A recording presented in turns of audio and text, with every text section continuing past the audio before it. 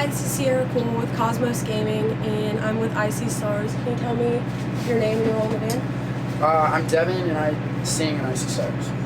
How's the tour been so far? It's been really good. A lot of the smaller shows have moved to bigger rooms, and the bigger rooms have been filling up, so it's been kind of a surprise, but honestly not really though, because us and Attila do really well together, so it's actually it's really cool. Okay. Can you tell me when and how the band started? I can summarize it for you, because it's honestly, it would probably take me 2 hours to tell you every single detail. Me and my brother and my guitar player Brent and my bass player Jeff, we all went to elementary school together, and we grew up playing punk rock music like Blink-182 and a little bit more just rock in the rock area, like Taking Back Sunday and Death Cab for Cutie and bands like that. Growing up, we started listening to more of like the Chiodos, Under Oath bands. Got really into the post-hardcore scene, and that's where we invited Zach. That was like more around the middle school area. And Jimmy came into the band, and I went up front. I actually played guitar originally, and started writing originals, started playing shows, and when I was 15 years old, we got hit up by a label, and from that point, it's history. Okay, well I guess that kind of answers my next question about when you realized that this is what you wanted to do. I've always known that this is what I want to do. I mean, this is all I really have known my whole life, so this is like, I want to say this is what we've all wanted to do our whole lives. I'm pretty sure of it. Right, Brent? Absolutely. Yeah. So what has your proudest moment been? It's hard to say, because I feel like every tour there's always a really proud moment. I usually become very proud when we enter our hometown and the show is a big success. You know, a lot of tickets, a lot of attendance, and play a good show. And I always get really proud of those. I was really proud when we finished our last record and I got the full thing front to back. And I was really proud when I got Digital Renegade front to back. Those two records, I think it was the first time in my life where I listened to a record front to back that we wrote was with Digital Renegade, and I loved it all the way through. I love 3D and I love End of the World Party, but listening back, I'm always like, oh, I wish I would have done this differently, I wish I would have done that differently. But with Digital Renegade, I really feel that was it was done very well front to back, and at the time there was really no better way to do it, and no better way to write it. You could tell that we were very stress-free while writing those two records. Obviously, given the natural stress that comes with writing a record, for the most part, we were all pretty at ease, and had a really good time writing those records. So. Okay. Have you ever had any doubts with your music career? Yeah. When we released End of the World Party, it was kind of it was more of a experimental record. We really wanted to try something new. When you go into being in a band and you release your first record, you kind of get nervous and in some ways scared, because you feel like, is this what my band's going to be performing for the rest of our lives? Yeah.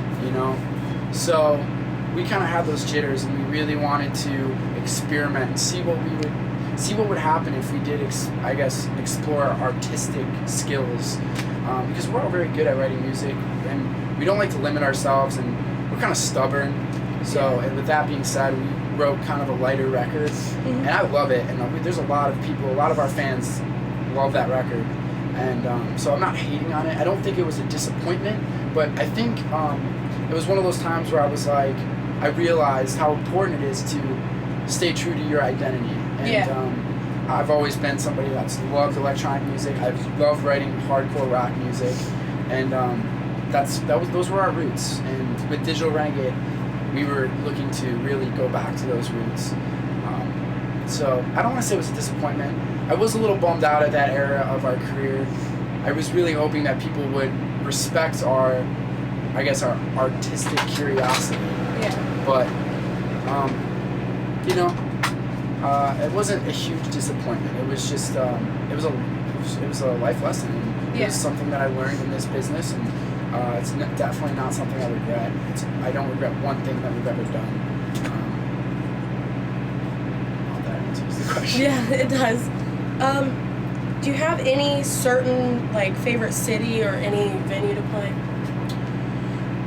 Well, I do love playing Detroit because it's our hometown. Yeah. But I also really love playing. I love playing this side of the country. I love playing Indiana. I love playing Chicago. I love playing New York. We have like an incredible fan base in New York City, and it's really. I think New York City is our best out of the whole country, including our hometown. I love playing California just because I love being there. Yeah.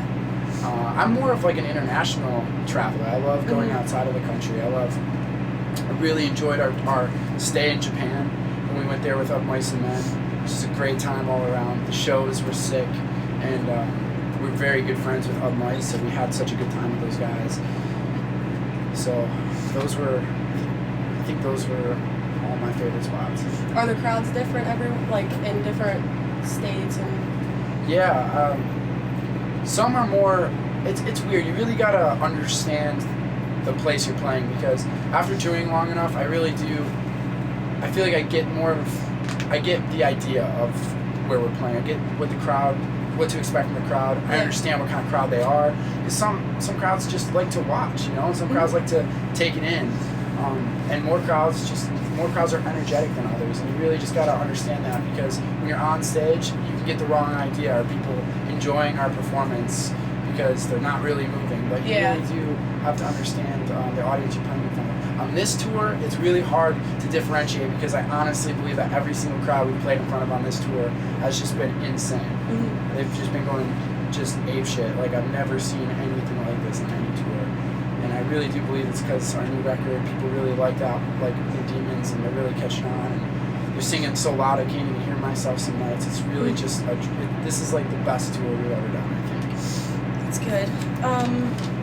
Is there any place that you haven't played that you want to? I want to play, not really.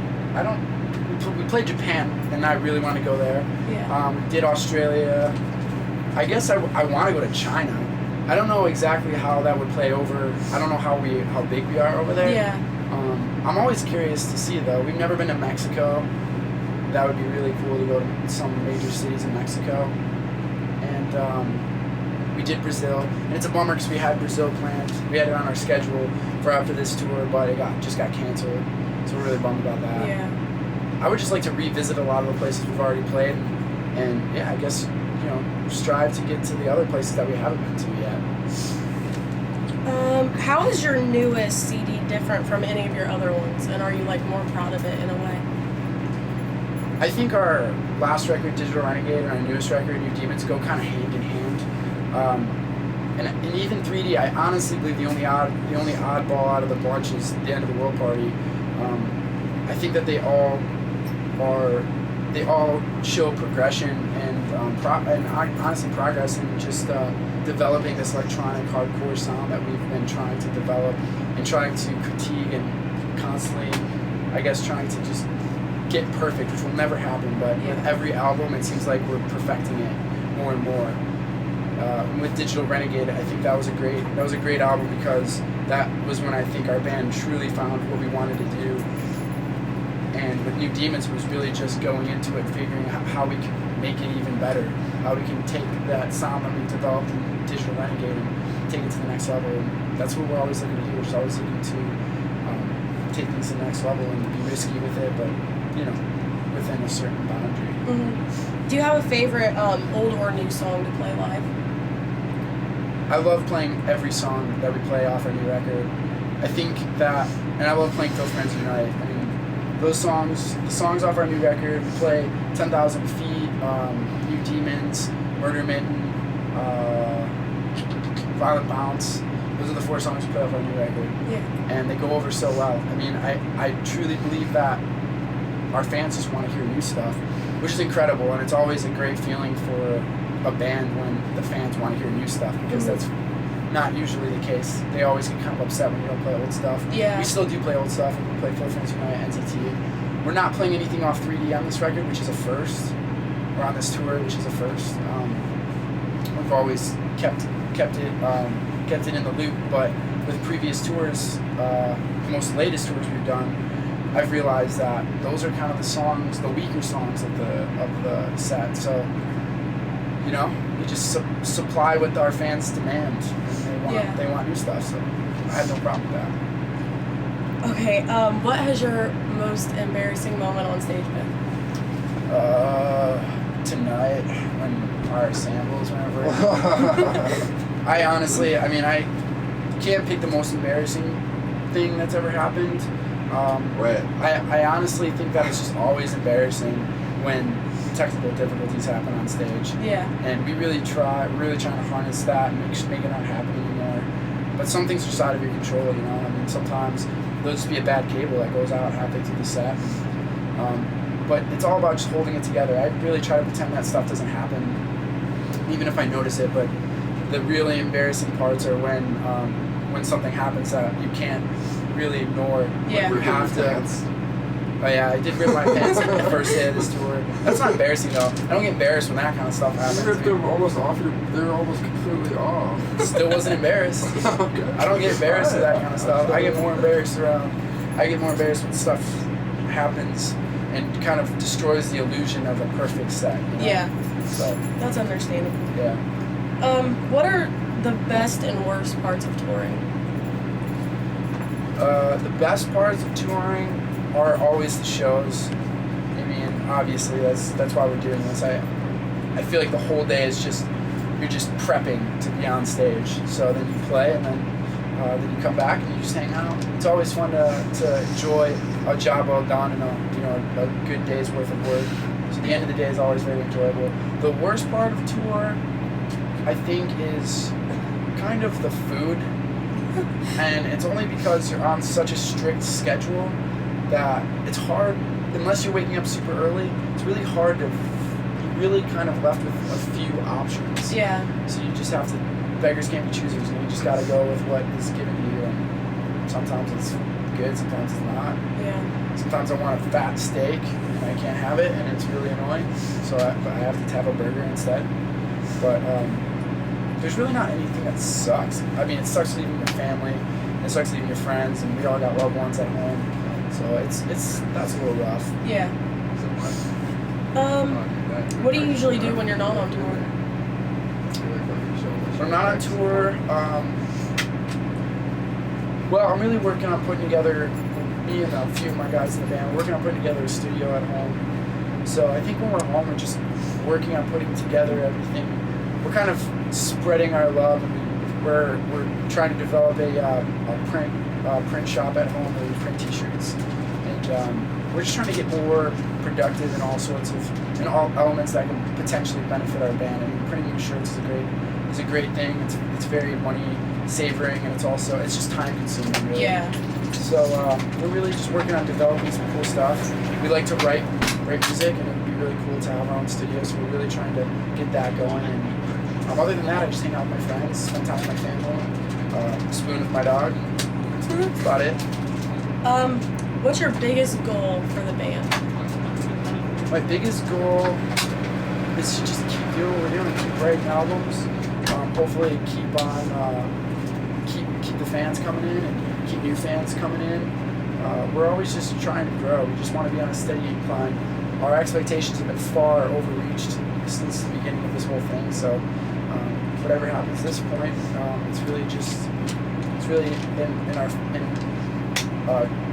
I don't know. It's really just about the luck of the draw. If people like our music, if people don't, it's such an oversaturated business. Yeah. You really got to be able to create something new, and that's what we always strive to do. So I think that's why we got a good chance, and I think we'll constantly be growing. And we got really strong-willed, dedicated fans. So I don't see us going anywhere anytime soon. Besides up.